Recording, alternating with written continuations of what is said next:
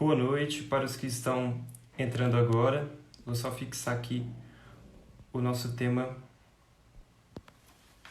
É uma alegria nós estarmos mais uma vez reunidos aqui por esse meio virtual, nessa live que hoje com um assunto interessantíssimo, que é os 4 temperamentos. Aqui nós vamos abordar o mínimo que você precisa saber sobre os 4 temperamentos, um norte para você identificar o seu temperamento, aquilo que algumas pessoas têm mais dúvida. Acredito que será uma live de grande esclarecimento para grande parte das pessoas. Eu convidei aqui o Luiz Henrique, que é um psicólogo, só aguardar que ele solicite aqui para entrar na live.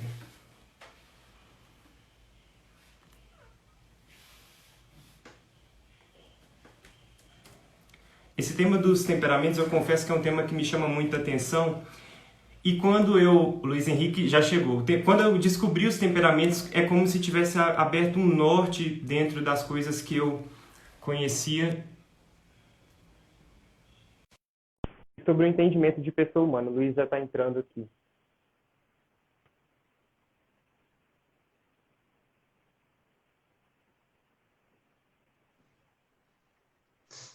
Boa noite. Opa, grande Guilherme, boa noite, meu caro. Tudo jóia, né? Maravilha, eu bem, graças a Deus. E você, como Tudo está? jóia também, graças a Deus. Eu queria começar agradecendo, Luiz, pela sua disponibilidade e ter aceito esse convite. Uma grande alegria, uma grande honra estar dividindo essa live com você, que tem muito a nos ensinar sobre os 4 temperamentos. Acredito que vai ser uma noite muito proveitosa, uma live muito proveitosa para todos nós. Ô, meu cara, alegria toda minha mesmo. Eu Vocês fazem um vou deixar trabalho você se muito apresentar. Eu comecei a falar um pouco de você, eu vou deixar você se apresentar aí para o pessoal. sentido, mano, não tem muito o que apresentar, é bem isso que você disse. Assim. Sou o Luiz Henrique, eu sou formado em psicologia e em filosofia. Enfim, quero dizer que a mim também é uma grande alegria estar aqui contigo. Esse tema me é muito caro, é um tema que causa um certo faniquito nas pessoas. Elas querem saber, querem entender os detalhes, as nuances dos temperamentos, querem se conhecer a partir dos temperamentos, o que é algo muito válido, de extrema eficácia iniciar o caminho do autoconhecimento, tendo como ponto de partida a ideia simbólica, a ideia dos temperamentos como estrutura de base da personalidade. Então, agradeço o convite, quero lhe parabenizar pelo trabalho bem-humorado que vocês fazem, um trabalho também catequético, apologético, né, mas sempre com uma pitada aí de bom humor. Inclusive ontem numa live falava sobre a importância do humor como uma ferramenta de autodistanciamento, como uma ferramenta de autoconhecimento, inclusive, e vocês prestam esse serviço de forma muito interessante aqui nas redes sociais. E uma alegria também estar dividindo essa tela contigo, meu cara. Então vamos fazer o seguinte, a gente vai batendo um papo aqui, eu vou dando algumas deixas, mas deixando que você esclareça um pouco, fale mais um pouco sobre esse assunto que é tão importante para nós. Então, muitas pessoas não sabem, já adiantando aqui, o que é mesmo temperamento. Lá, quando eu coloco as caixinhas de pergunta, algumas das perguntas são voltadas a isso. O que é o temperamento? E o temperamento é um componente, um conjunto de características que são inatas da pessoa, né? São algumas tendências que nós trazemos conosco, um conjunto de tendências que já nasceram conosco, então são base da nossa personalidade, e é algo que é um elemento mineral da nossa personalidade, né? O temperamento ele não significa o caráter, não significa a própria personalidade, mas é uma base, né? Exatamente, exatamente. O temperamento precisa ser visto sob essa ótica, essa estrutura mineral. O mineral nos traz a noção do ser. O que nós temos de correlação com o mundo mineral? Assim como uma pedra, nós somos, nós existimos. O elemento mineral lembra-nos do ser. Por exemplo, se nós entrarmos na dinâmica do elemento vegetal, nós já entramos na proposta da vida, o reino animal, a psique, né, a realidade espiritual, o mundo angélico, nós já entramos em dimensões mais profundas, mas o elemento mineral, que é essa base da nossa personalidade, ela é marcada, entre outras coisas, por esse conjunto de reações e de inclinações. Essas tendências que nós temos, esse jeitão inato que nós temos, que é dado o nome por convenção, um nome que remonta basicamente à filosofia clássica de 26 séculos, o nome de temperamento, que nasce como a ideia de bilis negra, bilis amarela, fleuma, sangue, que vai entrando um pouco na ideia dos 4 elementos que regem toda a dinâmica do mundo, as matrizes do mundo, mas que hoje, a grosso modo, para que todos entendam, nós chamamos por convenção, por facilidade de temperamento. Temperamento é exatamente isso que você disse, Guilherme. Essa tendência, é esse jeitão nosso, enquanto estrutura mineral do nosso ser. Ainda não é caráter, ainda não é a nossa personalidade, que é um todo muito mais complexo e integral, mas é exatamente isso, é esse início, é o ponto de partida, por assim dizer, daquilo que nós somos. E nós não podemos, como você falou, o temperamento ele contempla toda a complexidade do ser. Nós não podemos reduzir o temperamento, a ciência dos temperamentos, a uma mera classificação de defeitos e qualidades. Assim, nós estaríamos diminuindo tanto a ciência dos temperamentos quanto a própria pessoa mesmo, reduzindo a pessoa a meros defeitos e meras qualidades. Então, o temperamento, nós aceitamos aqui as tendências naturais, mas nós não estamos reduzindo, né, o homem àquelas tendências. Aí eu já me recordo lá do curso que você ministrou, que eu tive a honra de participar de logoterapia, que nós podemos até associar, assim, brincar assim, que o temperamento é como aquele chão que nós estamos pisando. Para onde nós vamos, a velocidade que nós vamos imprimir, a direção, o homem vai decidir. Então, o temperamento ele não anula a nossa liberdade, a nossa vontade, não é isso? Exatamente, exatamente, muito bem colocado. Nós não somos livres de, se fôssemos aqui parafrasear Viktor Frankl, né? Nós não somos livres de ter um temperamento, mas nós somos livres para nos posicionarmos frente a esse temperamento que nós temos. Porque se ele é esse chão, o ritmo que eu vou imprimir, a velocidade que eu vou andar, a direção que eu vou tomar, está dentro do campo da minha liberdade. Agora, eu não posso negar que existe um chão. E aí nisso tudo nós poderíamos até brincar. Olha, talvez alguns tenham um chão mais arenoso, outros mais pedregoso, outros têm um chão mais fluido, né, como um pântano. Assim, uma coisa é certa. Existe algo debaixo dos nossos pés. E todos nós podemos andar nesse mundo de forma ereta. Agora, como nós vamos andar, é evidente que diz um pouco respeito ao chão no qual nós nos encontramos. Vamos ter que calcular de forma um pouco mais estratégica o modo como nós vamos avançar e os caminhos que nós vamos tomar mediante o chão que está sob os nossos pés. Agora que todos nós podemos andar, progredir, avançar e ter a liberdade de ora virar para um lado, ora para o outro, ora avançar, ora recuar, isso é inegável, né? Ninguém pode se justificar por conta desse chão. Ninguém pode falar que é o que é por causa do temperamento, né? É o que é por falta de caráter, é o que é pela construção de caráter, é o que é pelas escolhas que faz, né? Nós não podemos nunca nos justificar a partir do temperamento, embora não possamos, em hipótese nenhuma, negar que temos um temperamento. Da mesma forma que não negamos que temos um chão, mas é exatamente esse limite chamado chão que nos dá a possibilidade de nos deslocarmos nesse mundo. Então, a tua correlação é muito aceitada nesse ponto. E desde Hipócrates, são 4 os temperamentos, né? Hoje a gente vê que muitas pessoas misturam as coisas, colocam temperamentos duplos, sanguíneo melancólico, sanguíneo colérico, mas os temperamentos desde Hipócrates são 4, com apostos diferentes, não é isso? Perfeito, perfeito. Assim, se a gente for pegar a literatura mais clássica, nós vamos chegar a 4 temperamentos, né? Tem alguns autores que se propõem a falar de temperamentos mistos. Eu tenho algumas ressalvas, mas é uma questão pessoal minha quanto a isso, porque isso vai abrindo possibilidade de a gente falar de tantas outras coisas e de deixar tão complexo um assunto que precisa ser desmistificado, precisa ser trazido à luz e que nem é tão difícil assim. É a ideia dos 4 elementos, terra, fogo, ar e água, assim, sem mais. É entender, né, quais são as nossas inclinações e os nossos jeitões, tendo como simbólica, tendo como correlação esses 4 elementos que são elementos estáveis, elementos, né, como que fixos e estáticos.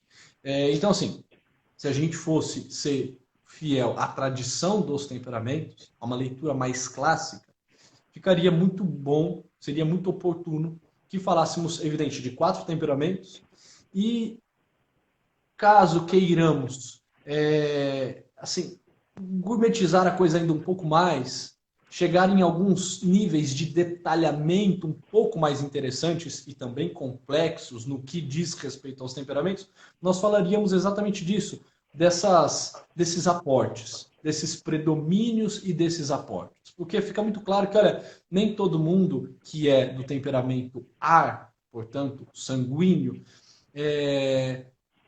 se comporta frente a esse jeitão da mesma forma. Parece que tem uns que são mais expansivos e dinâmicos, outros são mais da relação e do envolvimento, né? Uns, além de ser muito expansivos e dados à relação, também conseguem ter um nível de organização um pouco peculiar a um sanguíneo clássico. Então aí a gente vai falando de alguns aportes. Mas o que eu acho interessante, Guilherme, é que num primeiro momento, antes de pensarmos nesse pensamento um pouco mais complexo, que vai nos levar a desenharmos 4 temperamentos e mais os seus aportes e predomínios 12 variações de formas temperamentais, pensarmos nos 4, de forma clássica, de forma bem simbólica, e primeiro nos localizarmos nesses quadrantes. Nos localizarmos cada qual no seu quadrante. Uma vez que nós descobrimos o nosso quadrante, ou sanguíneo, ou colérico, ou fleumático, ou melancólico, aí sim a gente começa a fazer uma leitura um pouco mais profunda e assertiva sobre nós mesmos, para ver se a gente tem alguma variação para mais ou para menos dentro daquele quadrante, daquele temperamento puro que nós estamos localizando. Mas é exatamente isso. Vamos pegar a filosofia clássica, são 4 temperamentos, desde Hipócrates até hoje. Sim. E aí, para descobrir o temperamento, eu já vi que algumas pessoas colocaram no comentário assim, eu queria saber o meu temperamento. Hoje, facilmente, na internet, nós encontramos, né, os testes que vão ali com algumas perguntas estruturadas e acabam que, por ser muitas perguntas, a pessoa pode ficar um pouco perdida naquilo ali, ou então falsear um pouco o resultado, e ela ganha um rótulo em cima daquelas respostas que ela deu naquelas perguntas, que a gente não pode mensurar aqui a fidedignidade de todas. E aí pode ser que o temperamento ele saia um pouco com a resposta falseada, sai um rótulo ali que realmente não condiz com a realidade. Aí eu queria saber na prática clínica, como que é feito, se podemos avaliar o temperamento apenas olhando a reação e a impressão, ou se há uma abordagem um pouco mais profunda em relação a isso. É muito possível. Inclusive, eu gosto muito de analisar o temperamento, num primeiro momento, a partir da constituição fisiológica. As características físicas da pessoa, expressões da face, né? Olhos, nariz, boca, ouvidos, a forma de andar, na sequência, a forma de estruturar a fala. E aí, só num segundo momento, buscando compreender essas reações e essas inclinações. Mas, dentro da proposta clínica, esse olhar aos temperamentos é quase que um ponto de partida. Ele precisa se tornar rápido, e sem muitas delongas, sem muitas demoras. Por quê? Porque a partir do momento que você consegue ter, claro, o temperamento do teu paciente, o temperamento do teu cliente, fica mais fácil, inclusive, estruturar para ele uma proposta terapêutica que faça sentido, né? Você consegue, inclusive, encontrá-lo melhor dentro da narrativa que ele traz. Lá, de repente, um melancólico, um elemento terra, vai trazer mais detalhamentos, vai trazer mais do passado do que do presente e do futuro. Um sanguíneo já vai ter uma fala um pouco mais longa, mas não tanto detalhada e organizada, mas quase que um brainstorming, um pouco confusa e etérea. E assim vai. Então, assim, você consegue, inclusive, entender por que a pessoa fala daquela forma, por que daquele conteúdo que ela está trazendo. E se você conseguir dominar bem a questão dos temperamentos, você consegue avançar de forma muito mais eficiente na proposta clínica. Assim, então, como, num primeiro momento, pensar sobre os temperamentos dentro da clínica? Características físicas, modo da pessoa estruturar a sua fala, e aí sim, as suas inclinações naturais, a sua inclinação de alma e as suas reações imediatas, inatas, né? Quase que instintivas, né?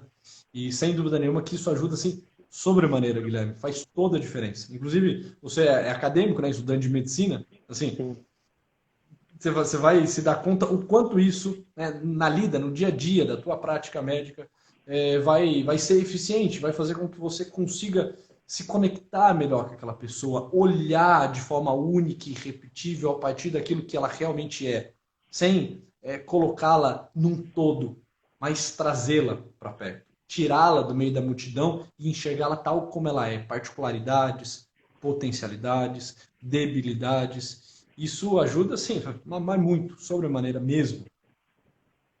Tá certo. E aí, falando sobre os 4 temperamentos, eu queria que nós trouxéssemos aqui algumas características de cada um dos temperamentos. Aí talvez algumas pessoas vão se identificando, vão se norteando um pouco mais na descoberta do próprio temperamento. Aí eu queria começar com o fleumático. Os fleumáticos são aquelas pessoas que têm uma baixa reação, não se excitam tão facilmente ou se excitam mais debilmente, e são pessoas que também não têm muita memória afetiva, né? São pessoas, então, que não vão guardar as impressões na alma. Então, é aquele sujeito que é mais tranquilo, mais sossegado, discreto, criterioso, que tem essa facilidade de não se irritar facilmente, mas que tem alguns defeitos também da sua calma e a lentidão que pode até fazê-lo perder algumas oportunidades, né? Exatamente, exatamente. O fleumático, eles são todos felizes, né? Eles têm um olhar calmo e despreocupado para com a vida. Exatamente por conta disso que você disse. Eles têm uma baixa memória afetiva e uma baixa excitabilidade, né? A reação deles é lenta, eles não têm aquele ímpeto de resposta, como os elementos mais quentes, né? Eles são mais lentos, mais reflexivos, eles se adaptam melhor, né? O fleumático, dentro da proposta simbólica, é o elemento água, então a água ela é adaptável.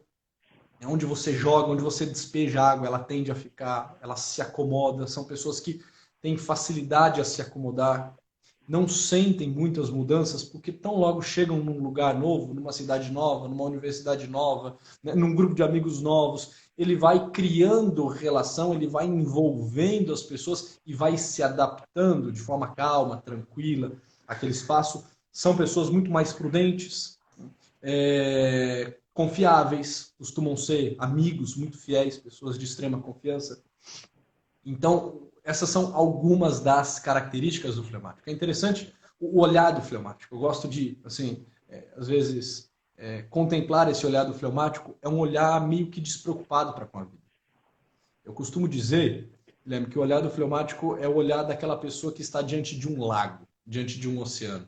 Sabe quando você está de férias, na praia, jogando o teu olhar para o oceano, para o horizonte, para o mar, e você está com aquele olhar calmo e sereno, com aquele olhar otimista. Esse é o olhar natural do fleumático, o elemento água. Parece que ele está sempre olhando para um grande lago, sempre tranquilo e sereno diante da vida. Né? Para os elementos, inclusive, mais quentes, isso às vezes pode parecer até um pouco incômodo. Né? Tipo, ei, vamos lá, se mexe, faz, responde, reage. Né? E ele está sempre mais calmo, né? Mais tranquilo, sem grandes reações, sem grandes explosões. Eles conseguem trabalhar, às vezes, lentamente, mas são pessoas que são assíduas naquilo que se propõe, né?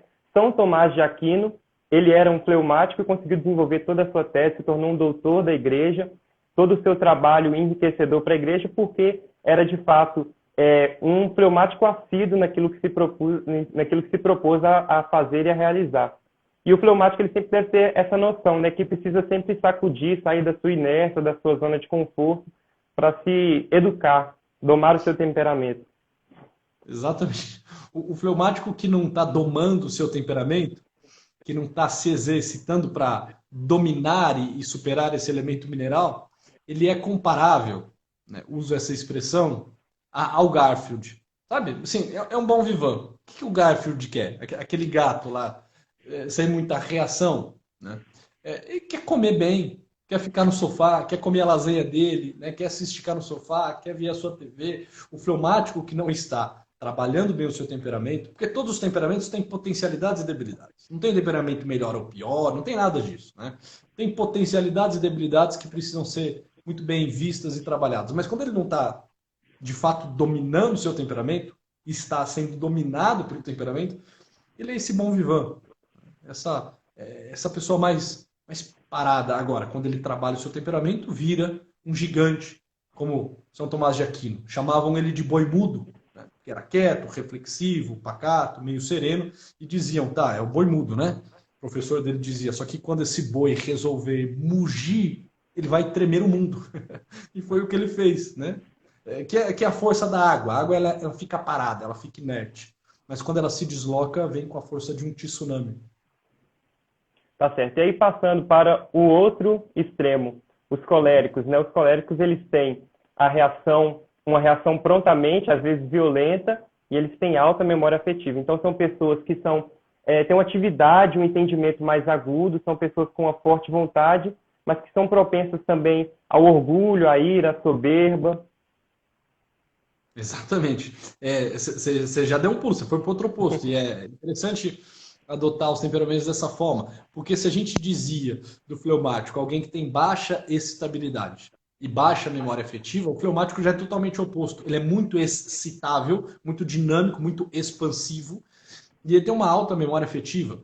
Isso dá a eles essa nota de entusiastas da vida, de líderes, de batalhadores, da nota de alguém mais intenso, mais vibrante. Se a gente dizia do fleumático como elemento água, ao falar do colérico, nós estamos falando do elemento fogo. É uma pessoa de ação.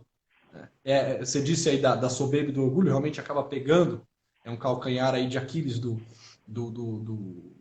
colérico. O colérico, se eu não me engano, é o Frei Conrado Ock que diz, né, que o colérico tem uma máxima. A máxima do colérico é: prefiro morrer a humilhar-me. Entre a morte e a humilhação, que venha a morte. Porque eles são muito decisivos, muito intensos, muito enérgicos, acabam sendo pessoas assim mais voltadas ao orgulho, a essa soberba, querem fazer por elas mesmas, sentem-se mais autossuficientes, mas são esses grandes líderes. Como um fogo que vai clareando e abrindo caminho, o colérico vai caminhando nesse mundo tentando resolver os problemas, tentando bolar um plano, tentando agir efetivamente, deixar a sua marca. Esses são os nossos queridos coléricos. Ação diante de algumas dificuldades, né? E às vezes eles são muito mais afeitos à obra do que à própria reflexão, ao próprio pensamento, igual outros temperamentos, né? Mais afeitos ao trabalho. E para lembrar que nenhum temperamento é incapaz de ser domado, São Francisco de Sales era um colérico e ele era chamado santo da doçura, né? Um colérico, ou seja, com um temperamento fortemente excitável, podia ser propenso à ira, à raiva, mas ele era chamado de santo da doçura. Exatamente, exatamente. Tem um relato legal, né, da história dele. Quando ele morreu, encontraram marcas de unha debaixo da mesa dele. As pessoas que iam conversar com ele viam que ele tinha um semblante muito calmo, sereno, um sorriso, muito fácil, tanto que foi conhecido como santo da doçura. Mas ficou muito claro que nele existia esse fogo, né? Essa intensidade. Então, o que descobriram é que enquanto ele conversava, fazia a sua direção espiritual, possivelmente às vezes ele metia as mãos debaixo da madeira, né, da mesa, e arranhava, porque dentro dele existia esse fogo, mas um fogo bem controlado. Um fogo, disseram aí, né? O fogo pode queimar, alguém disse, né? O fogo pode queimar, mas também pode purificar. É exatamente isso. Quando o fogo é bem direcionado, bem posto, ele que poderia causar um problemaço, um incêndio todo, também serve como meio de purificação. Né? Esses são os coléricos, ativos, fortes, dinâmicos, automotivados. Tá certo. Então, quando o colérico ele consegue então canalizar os seus desejos, canalizar a sua vontade, que é uma vontade forte, então ele pode alcançar coisas altíssimas, né? Como alguns literaturas falam, podem ser santos de primeira qualidade, porque são pessoas realmente decididas, mas que precisam domar as suas energias para os fins mais altos. Exatamente. E aí, colocando aí, pode a falar. Daiana está dizendo, né, o colérico precisa cair do cavalo para aprender a se controlar. São Paulo era um colérico, né? E essa fala da Daiane é bem interessante. É exatamente isso. Às vezes, diante dessa queda do cavalo, diante desses tombos da vida, o colérico também vai entendendo que se ele direcionar melhor a sua ação, se ele parar e viver um pouco o deserto, se ele parar para afinar o seu olhar, a ação dele vira uma ação efetiva, tal qual foi a ação desse grande apóstolo São Paulo. Dizem que se nós falarmos logo dos sanguíneos, eles vão embora da live, né? Então nós vamos passar para os melancólicos.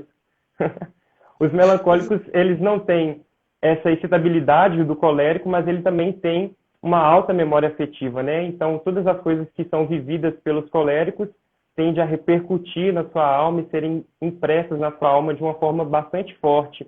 E eles são pessoas que são menos sensíveis do que os sanguíneos, se nós podemos dizer assim, em relação às paixões, mas eles têm uma profundidade. Dizem que o melancólico, quando ama, ele ama fortemente, dificilmente deixa de amar, né?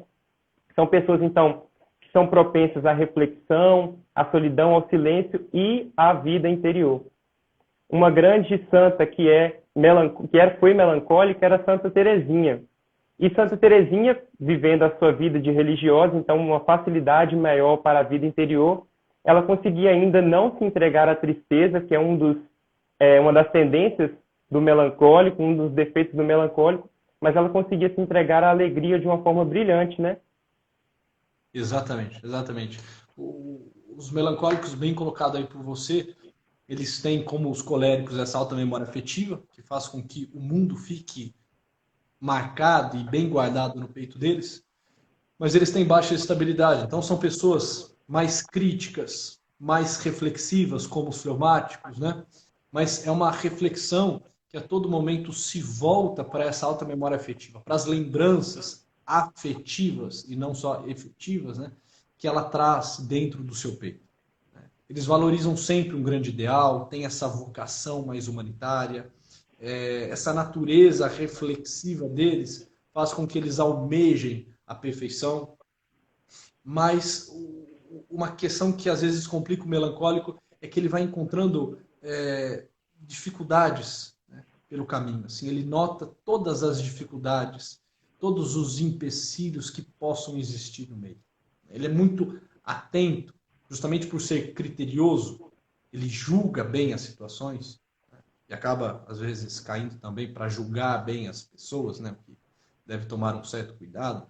Ele acaba tendo uma facilidade de ver problemas, onde outros temperamentos encontram convocações. Aonde o colérico vê uma convocação e o sanguíneo vê um grande ideal de missão, o melancólico pode, num primeiro momento, ver um grande problema. O mundo pesa um pouco mais sobre os ombros dos nossos queridos melancólicos.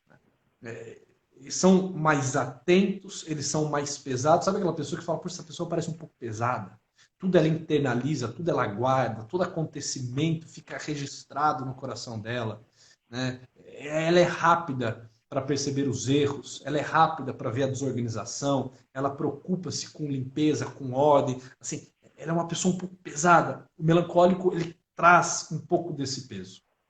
Agora, bem posto também, quando o melancólico que tem essa vocação mais humanitária, que tem esse ideal, essa valorização por grandes ideais, resolve fazer desse peso um peso para impactar o mundo, um peso para arrastar as pessoas, um peso dentro de um processo de aperfeiçoamento, puxa vida, torna-se, né, tal qual uma Santa Teresinha, né? Assim, faz de fato chover rosas, né? Faz grandes feitos dentro da sua organização, dentro do seu mundo afetivo. É mais fácil para um melancólico se tornar um grande místico, porque o mundo interior do melancólico é muito rico. Lá cabem muitas pessoas, lá estão todas as situações vividas, lá tem uma porrada de lembranças, que sem muita dificuldade ele visita, revisita, sente, ressente. Então, esse processo de, né, começar a enxergar o sobrenatural no natural vai dando ao melancólico, que é mais pesado, uma certa leveza, uma certa vontade de deixar esse mundo, de unir-se a esse todo. E aí eles vão se tornando grandes santos, como você bem disse. A Santa Teresinha, ela conseguia canalizar todo o seu temperamento e ela conseguia sair dessa visão pessimista, uma visão em si mesmada e até mesmo uma visão egoísta, né? Ela olhava para a sua pequeneza, para a sua pobreza e falava, olha, é isso que agrada a Deus, é isso que Deus se alegra ao me ver. E quando ela olhava para a eternidade, que era o que ela aspirava, ela pensava e programava a sua eternidade fazendo bem sobre a terra, e como você citou aí, derramando sobre a terra uma chuva de rosas, né? Exatamente, exatamente.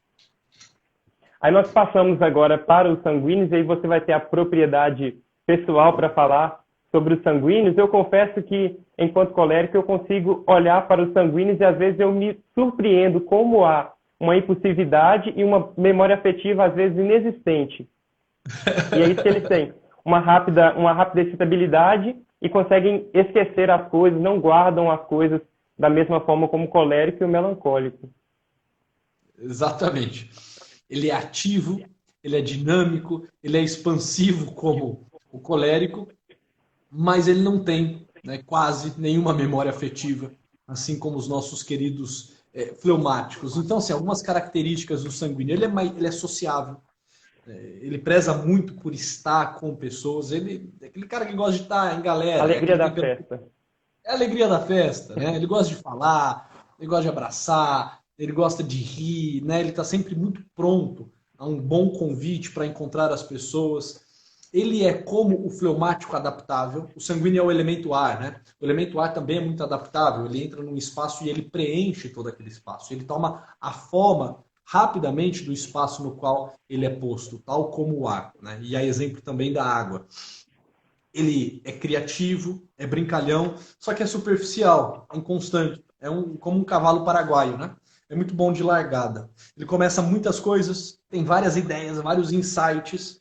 Num primeiro momento, ele pode ser aquele cara muito reconhecido e valorizado por uma empresa que preza por criatividade, porque ele vai dando ideias, ele vai tendo insights, ele vai unindo as pessoas. Parece que existe nele um grande líder, como um colérico. Parece que existe alguém que vai levar a fim e a cabo todas as milhares de propostas que estão sendo postas e dá com os burros na água. É bom de largada, mas de fim, puta, terrível. Né? Não, assim, ele inicia, mas dificilmente ele acaba. Ele começa tantas coisas e ele se envolve com tantas realidades que um dos pontos débeis do sanguíneo é o fato dessa inconstância, dessa superficialidade, porque diante de tudo que ele começou é impossível terminar tudo, é impossível fazer tudo bem feito.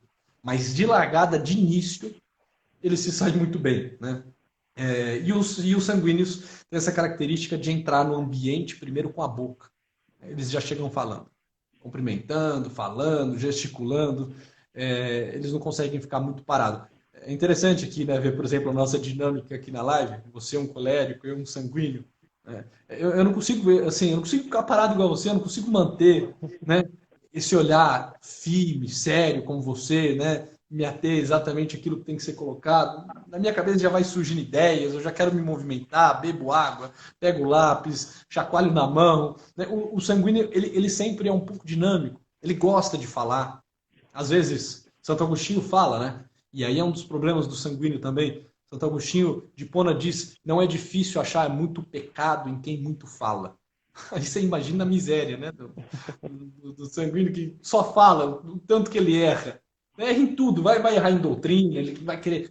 Ele mal entra, por exemplo, acabou de se converter, ele já quer ser assim, um pregador, aí fala um monte de miséria, fala um monte de borracha, inventa coisa da cabeça dele. Aí ele quer contar para os outros aquilo que ele está vivendo, ele se confunde, ele se perde, ele volta, ele vai, ele vem. Então, assim, são essas pessoas mais dinâmicas e muito falantes, muito barulhentas. E aí, para citar outro santo que era sanguíneo também, nós temos um grandiosíssimo santo, o primeiro Papa São Pedro. E aí nós podemos pegar alguns trechos da vida dele, a impulsividade com que ele retira a espada da bainha e consegue arrancar fora a orelha do soldado que foi atrás de Jesus. E ao mesmo tempo que ele consegue declarar 3 vezes seu amor para Jesus, aí de uma forma diferente nas 3 vezes, ele também consegue negar Jesus as 3 vezes. Mas nós observamos que o temperamento dele ele foi moldado quando nós vemos a sua entrega, e foi uma entrega na cruz, ou seja, ele se propôs a seguir de uma forma final o Cristo, e ele se entrega até a morte de cruz como seu mestre, aí só mudando a forma como foi crucificado, né? Ou seja, conseguiu domar o seu temperamento, a sua inconstância, a sua superficialidade. Exatamente. Exatamente isso. Pedro é um exemplo muito, muito interessante do sanguíneo. Né? Sempre muito rápido, muito impulsivo, mas não era tão constante. acaba recuando em alguns momentos, acaba falando demais e excedendo naquilo que fala, né? Quando eu disse, né, citando Santo Agostinho, é difícil errar muito pecado em quem muito fala, né? É interessante as repreensões que Pedro toma do nosso Senhor, porque fala demais. Afasta-te de mim, Satanás. Assim, o que é? Tá falando demais, assim. Você falou tanto que, Pedro, o que você foi falar, rapaz? Que besteira é essa? Assim, como que você se deixou ser usado, né? Assim, pelas obras da carne, né? Por uma ação demoníaca. Por quê? Porque você não bota filtro. Você fala demais. E olha o absurdo que você foi falar. Senhor, que isso nunca te aconteça. Como assim, Pedro? É para isso que eu vim ao mundo. Então o Pedro acaba tomando umas repreensões. Em algumas passagens acaba, né, mostrando essa criatividade e essa alegria dos sanguíneos que precisam tomar muito cuidado, porque em muitos momentos precisamos ser sérios, precisamos ser constantes, porque a isso também diz respeito à nossa salvação, inclusive.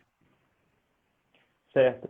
E aí é muito importante que nós falemos disso, porque muitas vezes as pessoas usam o temperamento, reconhecendo esses defeitos aí, como uma forma de uma muleta, um rótulo apenas, para justificar os nossos defeitos. Então, eu sou agressivo porque eu sou colérico, eu sou inconstante porque eu sou sanguíneo, não. Conhecer o nosso temperamento, conhecer o próprio temperamento, é algo para nos motivar, para nos elevar para fins melhores, né? Para domar o nosso temperamento, forjar o nosso caráter a partir das virtudes.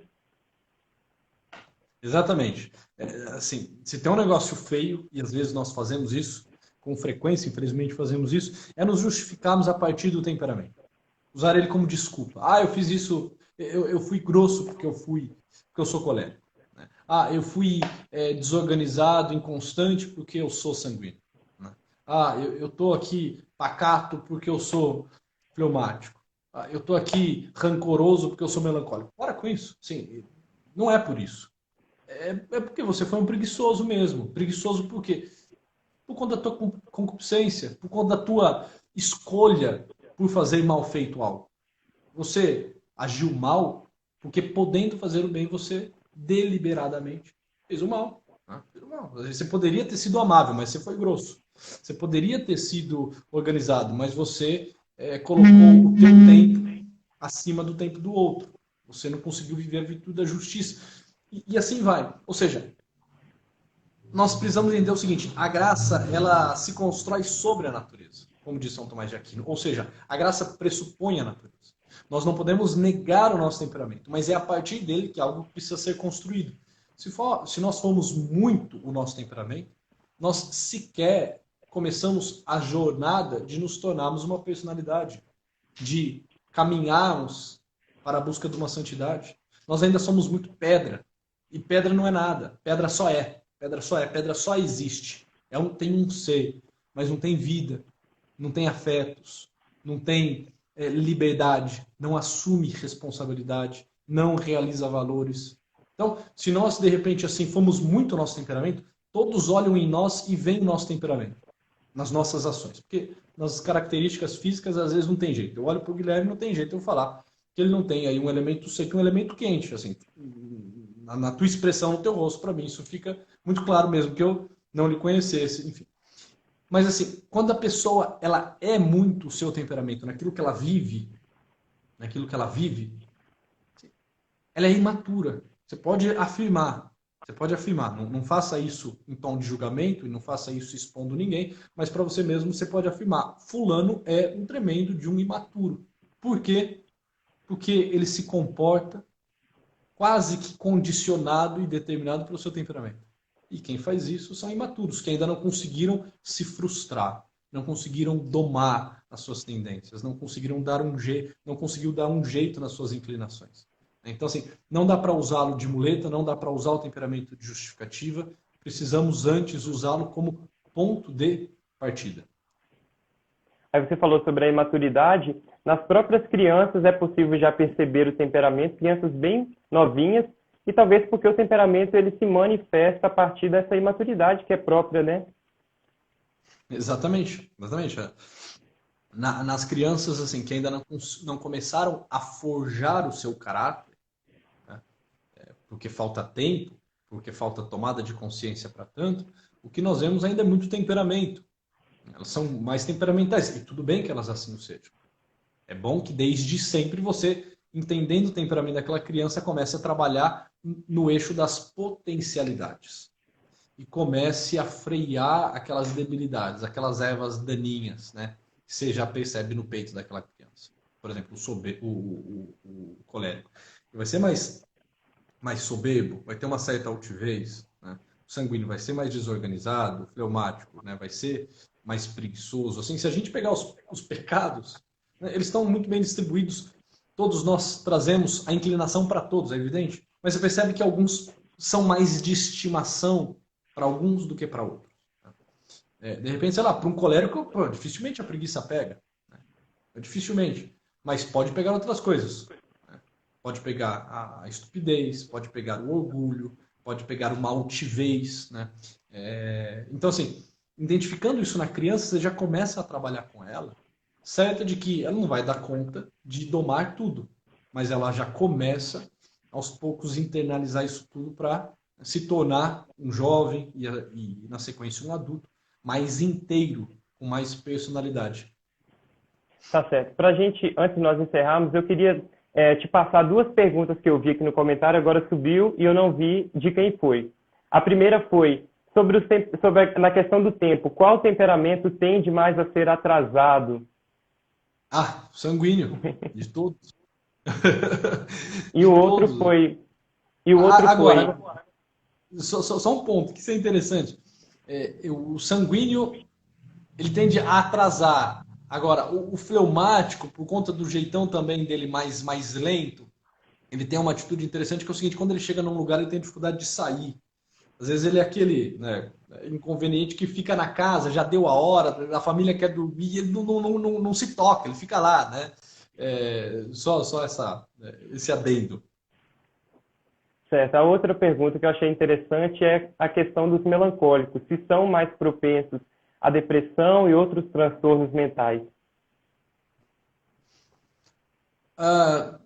Teoricamente, sim. Teoricamente, sim.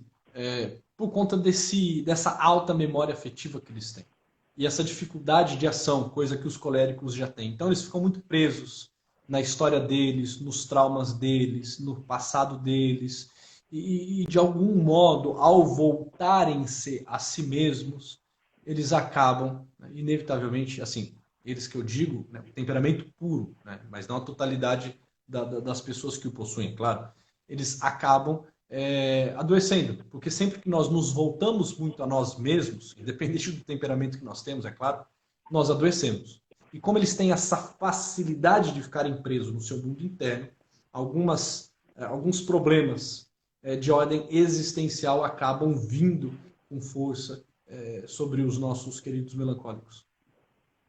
Tá certo. Luiz, eu queria te agradecer grandemente pela sua disponibilidade. Sei que seu tempo aí é corrido, com a prática nas redes sociais, nos cursos que você está ministrando, a prática clínica, mas eu queria te agradecer por estar aqui, por dedicar esse tempo aqui para nos ensinar um pouco mais sobre os temperamentos. Ótimo, é muito bom estar aqui com vocês. Como eu disse no início, o tema dos temperamentos me é muito caro. Esses tempos eu até fiz um curso, um aulão, Descubra o seu temperamento uma vez por todas. Porque, assim, as pessoas todos os dias, Guilherme, acredito que acontece aí com vocês também, né? Na Carismática Depressão. Assim, inclusive, a página de vocês tem uma nota bem sanguínea, hein? Assim, tem uma característica bem sanguínea. O que eu acho interessante. Mas todos os dias chegavam perguntas de pessoas sobre, poxa, meu temperamento, como que faz para eu descobrir? Assim, eu montei um aulão e choveu de pessoas. As pessoas estavam malucas por saber o seu temperamento. Eu montei um aulão. Descubra o seu temperamento uma vez por todas. Mas assim, descobrir o temperamento não basta. Descobrir o temperamento, sei lá, é igual o cachorro que corre atrás da roda, conseguir pegar a roda. A grande questão é o seguinte, tá aí agora, o que eu faço? Joga um pneu pro cão, ele não sabe o que faz. Correu tanto, mas correu tanto atrás do pneu, e agora não sabe o porquê corria atrás disso e o que fazer com isso. E aí montei um segundo, descobri o meu temperamento e agora? Porque se nós não soubermos o que fazer com o nosso temperamento, a gente vai cair nesse erro de ficar nos justificando a partir dele e de não entender que o temperamento é o início, essa natureza que vai, né, se se colocando à disposição da graça para que algo em nós possa ser construído, né? Então, assim, me é um tema muito caro, eu agradeço pelo teu convite, muito bom poder estar aqui com vocês. Saiba que eu estou à disposição sempre que for necessário, continue esse trabalho. Vocês são uma equipe, curiosidade minha agora, só um parênteses. eu. É você, tá? Só eu. A mágica da depressão é você, é o Guilherme. Tá? É o Guilherme. Parabéns, parabéns. Continue esse trabalho bem-humorado, catequético, formativo, né? Isso é extremamente necessário e salutar. E, enfim, eu vou depois postar uma artezinha dessa live. Eu vou pedir para as pessoas escreverem lá depois, primeiro, se descobriram o seu temperamento, para a gente ter uma ideia o quanto isso também contribui para que as pessoas tomem conhecimento do seu temperamento. E depois, diga aí, né, também o que você achou, faça a tua partilha, até para que, Guilherme, a gente possa continuar esse papo lá nas respostas. Se for necessário, a gente faz uma outra formação para que o pessoal aqui fique ciente do temperamento que carrega. Tá, joia. E eu queria recomendar para os seguidores da Carismática que ainda não conhecem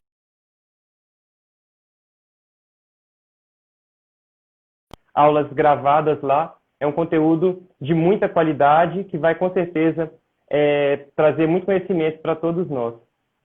Muito obrigado, meu caro. Eu sei que você vai agora para outro público, tem outra live com outro público. Mais uma vez, obrigado, não só por essa live, pelo seu trabalho aqui, pelo seu serviço. O curso de logoterapia que me abriu uma grande visão e espero que nós tenhamos mais oportunidades para falar aqui. Ótimo, ótimo. Como eu disse, fico mesmo à disposição, de verdade. Conte comigo.